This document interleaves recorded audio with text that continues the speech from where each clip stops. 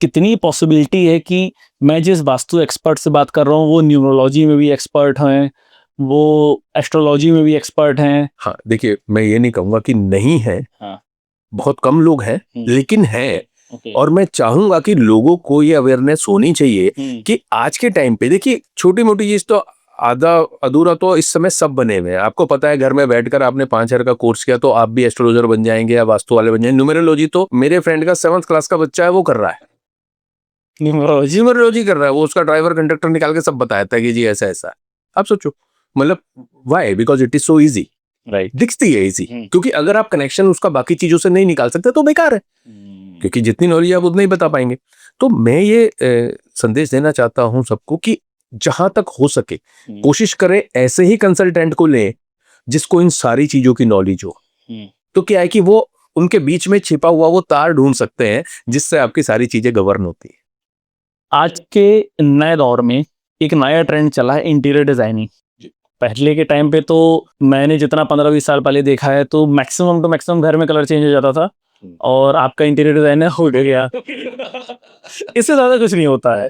लेकिन आज की डेट में आप देखो ना, पहले कंस्ट्रक्शन होता है, कंस्ट्रक्शन के बाद जब इंटीरियर डिजाइनिंग होती है तो उस पे काफी चीजें आप ऐड करते हैं। कहीं पे आप पेंटिंग्स लगाते हैं, कहीं अरे पूरी टीम आती है भाई, पूरी टीम आ गई है। एक चीज उसको देख। अब वहां पे एक इशू क्या आता है, जो आपका आर्किटेक्ट है उसको इंटीरियर के बारे में कुछ नहीं पता।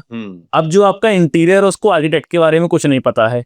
आर्किटेक्ट ने अपने हिसाब से वास्तु कर दिया, इंटीरियर ने अपने हिसाब से वास्तु कर दिया, तो वो तो क्लैश कर गया। तो उसके सॉल्यूशंस हम कैसे ले सकते हैं? आपने बहुत अच्छा क्वेश्चन पूछा और बहुत सही बात बोली कि पहले इंटीरियर पे हम लोग हमारे एग्जिस्ट ही नहीं करता था। इंटीरियर डिजाइनिंग में ये जितनी चीजें मैंने आपको बताई हैं, वास्तु, एस्ट्रोलॉजी, न्यूमेरोलॉजी, इनका इतना जबरदस्त यूज हो सकता है, यहाँ तक कि एनर्जी वास्तु का भी हो सकता है। ये मैं आपको स्टेप बाय स्टेप बताता हूँ। जैसे अगर हम वास्तु की बात करें तो सबसे पहले हमने 5 एलिमेंट्स की बात की थी। तो 5 एलिमेंट्स से कलर्स डिफरेंट है, तो इंटीरियर में सबसे पहले रोल आता है कलर्स का। तो आप देखिए कि हमको कोशिश करनी चाहिए पेस्टल शेड्स लें, यानी लाइट कलर्स लें, नंबर 1 बात। और दूसरी बात हम ये कोशिश करें कि जिस जोन के जो कलर्स हैं, जिस डायरेक्शन में जो एलिमेंट आता है वहां पर वही कलर्स हम लेने की कोशिश करें, तो वो हमारे लिए बहुत बेनिफिशियल रहेगा। ऐसे ही हम एलिमेंट्स की बात करते हैं कि हमने, जैसे आजकल क्या फायर प्लेस बनाने का एक फैशन चल गया घरों के अंदर। अब उनको ये नहीं पता है कि फायर प्लेस अगर आप नॉर्थ ईस्ट में बना रहे हो तो वाटर के जोन में आपने किचन तो नहीं बनाई, लेकिन आपने फायर प्लेस बनाई, तो बात तो वही हो गई, आग तो जल रही है। आग तो जल रही है वहां पे। और कई बार क्या होता है, आग आजकल फायर प्लेस भी डिफरेंट वे में आ रही है। अगर आप दुबई में देखेंगे तो वहां इस तरह की फायर प्लेस आ रही है कि उसमें आपको लगेगा आग जल रही है, होता कुछ नहीं है, आर्टिफिशियल फायर वहां चल रही है। लेकिन वो आर्टिफिशियल फायर भी अगर नॉर्थ ईस्ट या नॉर्थ में है तो आपकी लाइफ को खराब करेगी वो, लेकिन उस पे तो आग नहीं है, वो तो ना हो, हीट नहीं है उस पे, इम्पैक्ट तो है, सिंबल तो है। अब एक ट्रायंगल शेप है, ट्रायंगल शेप में कौन सी आग जल रही है, कॉपर में कौन सी आग जल रही है, लेकिन वो उस एलिमेंट को रिप्रेजेंट कर रहा है। आप सोचो। तो ऐसे ही अगर कोई ऐसा रेस्टोरेंट है जो साउथ फेसिंग है और उन्होंने जो फ्रंट एलिवेशन है वहां पर पूरी वेवी स्ट्रक्चर दे दिया, ब्लू कलर का पेंट कर दिया, तो उसका भट्टा पहले दिन बैठ जाएगा, क्योंकि फायर के जोन में उन्होंने वाटर दे दिया, वाटर की शेड्स दे दी, उन्हें फाउंटेन लगाने की जरूरत नहीं है। मैंने यही आपको बताया था कि जो एलिमेंट है वो अपनी शेप में भी आ रहा है, वो अपने मेटल में भी आ रहा है, वो अपने कलर में भी आ रहा है और अपने फॉर्म में तो आ ही रहा है। तो इसलिए इंटीरियर डेकोरेशन में सबसे ज्यादा जो इम्पैक्ट आता है वो 5 एलिमेंट्स का आता है, वो हमारे कलर्स का आता है, शेप्स का आता है, मेटल का आता है और डायरेक्शंस इन्फ्लुएंस का आता है। इसके बाद बात आती है आपकी पेंटिंग्स की। अब पेंटिंग्स में मैं एक बात पे जोर डालना चाहूंगा, बहुत बड़ा फैशन चल गया है आजकल। पेंटिंग्स भी आपकी ईगो को सेटिस्फाई करने का तरीका है कि मैं कितनी महंगी पेंटिंग लेके आ रहा हूँ। हाँ, बहुत मैंने देखा बड़े बड़े लोगों को 1 करोड़ की पेंटिंग, 2 करोड़ की पेंटिंग मतलब कॉमन है। I have seen so many with my clients.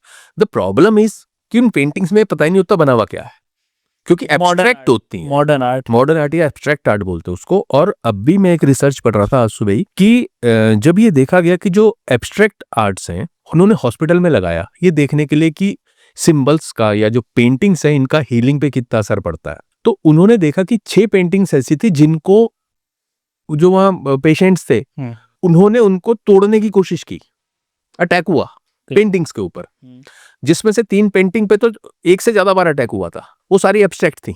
यानी वो एक नॉर्मल आदमी के दिमाग को भी घुमा देती हैं।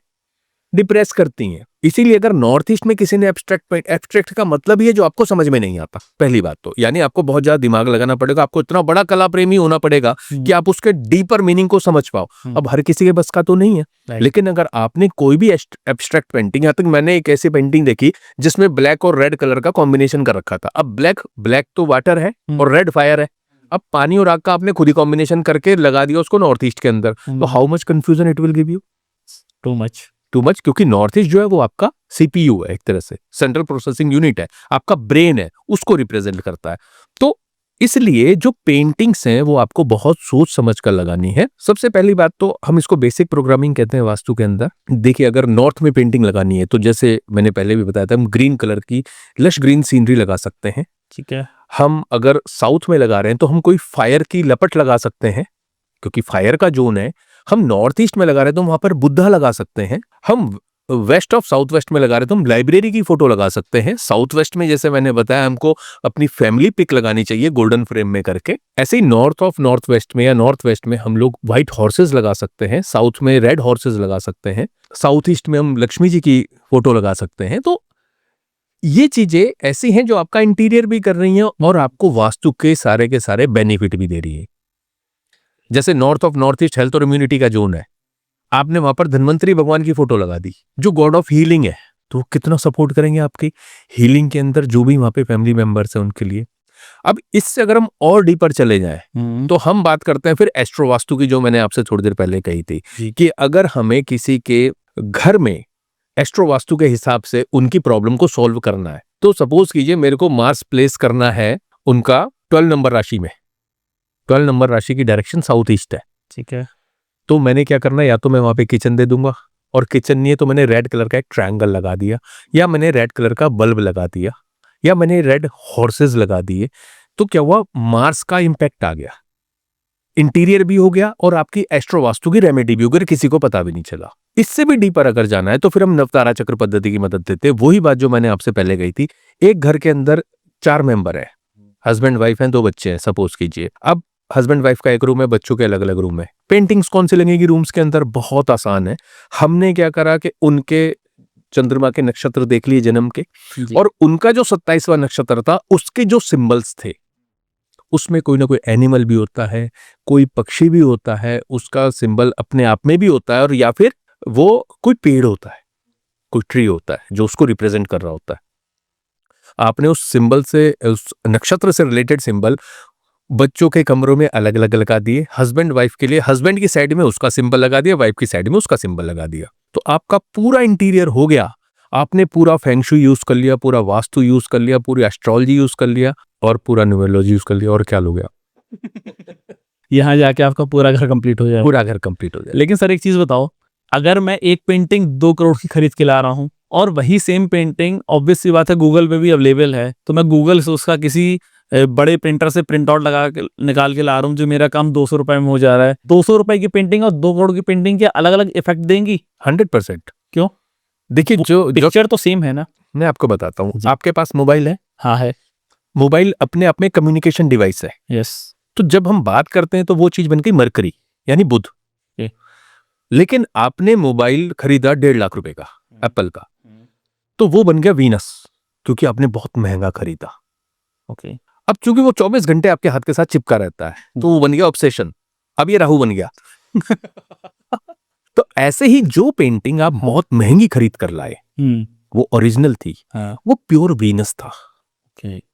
जिस समय जैसे ही आपने उसका एक चीप वर्जन निकाला और उसको प्रिंट कराया, वो बन गया मरकरी।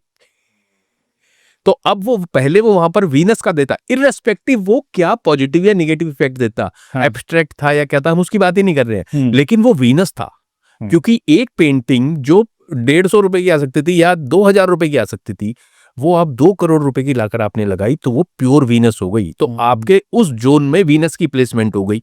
लेकिन जैसे ही आपने नकली लगाई, वो मरकरी की प्लेसमेंट हो गई। बट अगर एक इंसान है, उसके लिए जितनी वैल्यू 2 करोड़ की है, दूसरे इंसान के लिए उतनी ही वैल्यू 200 रुपए की है, तो वो तो अपने अकॉर्डिंग उसके लिए तो वही 2 करोड़ है। नहीं, अब ये तो बात अलग हो गई ना। अब जिसके लिए 200 रुपए 2 करोड़ के बराबर हैं, तो उसके लिए तो वीनस ही हो गया वो। हाँ एग्जैक्टली, उसके लिए तो वीनस ही काम उसके लिए वो वीनस। लेकिन यहाँ पे ये वही बात आ गई, रोहित जी, जो हम कहते हैं ना कि वो एक ज्योतिष के पास एक आदमी गया तो उसने कहा, ला तेरा शनि बहुत भारी है, हाँ ला मेरे को 500 रुपए दे, मैं ठीक कर दूंगा। उन्होंने कहा जी 500 तो है नहीं। हाँ तो उसने कहा चल 400 दे दो, ना 400 भी नहीं है। उसने कहा चल 100 रुपए दे दे, ना 100 भी नहीं है।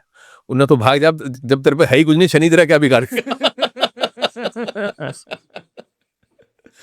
सही बात है, बिल्कुल सही बात है।